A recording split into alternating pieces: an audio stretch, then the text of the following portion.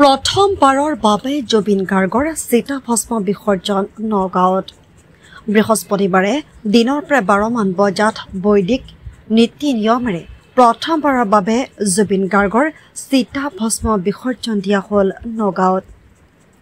নগাঁৱৰ কলগত বিসৰ্জন দিয়া হৈছে প্ৰিয় শিল্পীগৰাকীৰ চিতাভস্ম।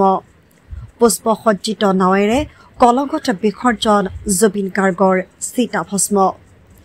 নেহৰুৱালীত ৰোপণ নাহৰৰ পুলি। উপস্থিত হৈছে বিধায়ক ৰূপক শৰ্মা, জিলা আয়ুক্ত দেৱাশিষ শৰ্মা, আৰক্ষী অধীক্ষক স্বপ্ননীল ডেকা।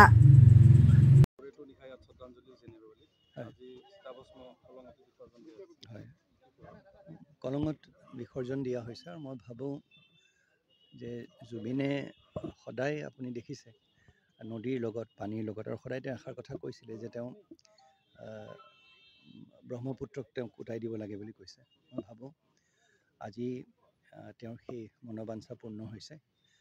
নগাঁওবাসী ৰাইজে আজি একত্ৰিত হৈ আজি এই ভস্ম আমাৰ সন্মানীয় বিধায়ক ডাঙৰীয়াৰ নেতৃত্বত আজি কলঙত ইতিমধ্যে বিসৰ্জন দিয়া হ'ল। এতিয়া আমি মোৱামাৰী অঞ্চলত আমাৰ নগাঁৱৰ কাষেদি য'ত ব্ৰহ্মপুত্ৰ বৈ গৈছে সেই তাত এতিয়া তেওঁৰ যিখিনি চিতাভস্ম বাকী থকা চিতাভস্মখিনি আৰু যোৱাকালি প্ৰায় 20,000ৰো অধিক যিসকল আমাৰ নগাঁওবাসী ৰাইজে পুষ্পাঞ্জলি দিছিলে সেই পুষ্পাঞ্জলি গোটেই ফুলখিনি একত্ৰিত কৰা হৈছে আৰু সেই বাস্কেটত ভৰাই সেই ফুলখিনিৰ লগতে এই চিতাভস্ম ব্ৰহ্মপুত্ৰত বিলীন কৰি দিয়া হ'ব।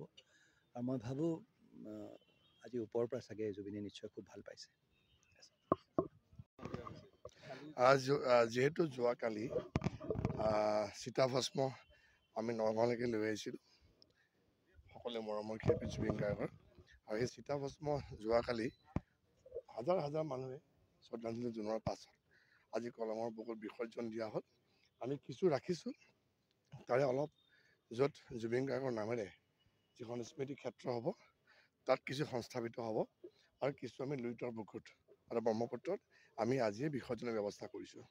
আপোনালোকে গম পাইছে যে তেওঁ নাহৰ ভাল পাইছিলে, সেইকাৰণে নেহেৰুবালীত এজোপা নাহৰ আজি ৰোপণ কৰা হ'ল, যাৰ নাম হ'ব জুবিন গাৰ্গ বৃক্ষ হিচাপে। আৰু আন দুজোপা আমি য'ত জুবিন গাৰ্গ স্মৃতি ক্ষেত্ৰ হ'ব তাত দুজোপা নাহৰ ৰোৱা হ'ব, আৰু তাত আমি এতিয়া গৈ আছোঁ তাতো আমি নাহৰো ৰোৱা হ'ব আৰু কিছুটা চিতাভস্ম আমি তাত সংস্থাপিত কৰিম। গতিকে আমি এইকাৰণে জুবিন গাৰ্গৰ যাতে সদায় চিৰযুগমীয়া হৈ থাকে আমাৰ মাজত তাৰ ব্যৱস্থা আমি সকলোৱে কৰিছোঁ। আমি ইয়াৰ পৰা এতিয়া কলঙত দিয়া হ'ল, আমি এতিয়া গৈ আছোঁ ছোৱালী কলেজৰ সন্মুখত য'ত স্মৃতি ক্ষেত্ৰখন হ'ব, তাৰ পৰা আমি সকলো যাম ব্ৰহ্মপুত্ৰলৈ।